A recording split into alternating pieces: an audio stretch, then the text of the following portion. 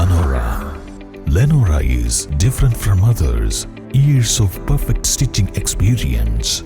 Lenora, linen, cotton cloth and stitching. Pandikad Road, Vandoor.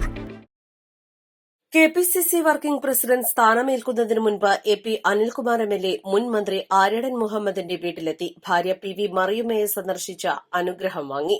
കെപിസിസിയുടെ working പ്രസിഡന്റായി തിങ്കളാഴ്ച ചുമതലയേൽക്കുന്നതിന്റെ മുന്നോടിയായാണ് മുൻ മന്ത്രി ആര്യടൻ മുഹമ്മദിന്റെ വീട്ടിലെത്തിയത്. കെപിസിസി ജനറൽ സെക്രട്ടറിയും ആര്യടൻ മുഹമ്മദിന്റെ മകനുമായ ആര്യടൻ ഷൌക്കത്ത്, മുൻ KPCC general secretary V A. Kareem, Nilambur block Congress മുൻ പ്രസിഡന്റ് എ. ഗോപിനാഥ് എന്നിവർ ചേർന്ന് അനിൽകുമാറിനെ സ്വീകരിച്ചു. അന്തരിച്ച മുൻ മന്ത്രി ആര്യാടന്റെ പത്നി പി.വി. മറിയുമ്മയെ കണ്ട് സൌഹൃദ സംഭാഷണം നടത്തി.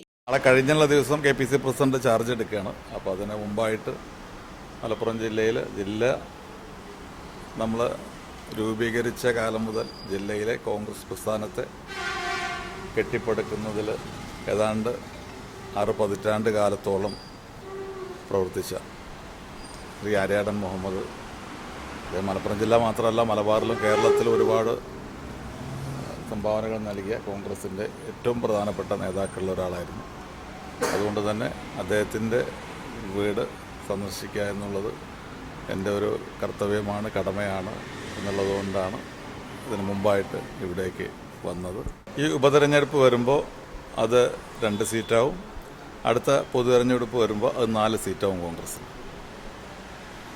അപ്പോൾ ഒരു കൊല്ലം കാത്തിരിക്കുമ്പോഴേക്ക് പഴയ പ്രതാപല്ല, അതിനേക്കാൾ വലിയ തലത്തിലേക്ക് മലപ്പുറം ജില്ലയിലെ കോൺഗ്രസ് വരും. അടുത്ത തെരഞ്ഞെടുപ്പിൽ 2026 തെരഞ്ഞെടുപ്പിൽ കോൺഗ്രസിൻ്റെ മാത്രമല്ല മലപ്പുറം ജില്ലയിലെ 16 സീറ്റും UDF വിജയിക്കുക എന്നുള്ളതാണ് ഞങ്ങളുടെ ലക്ഷ്യം.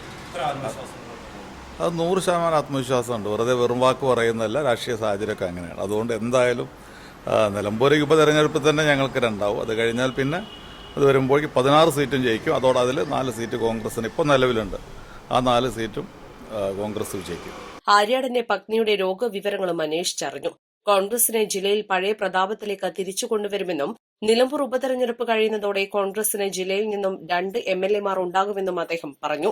DCC president VS Joy, youth Congress സംസ്ഥാന general secretary Aneesh Karulai, INTUC ജില്ലാ പ്രസിഡന്റ് VP ഫിറോസ് എന്നിവരും കൂടെയുണ്ടായിരുന്നു.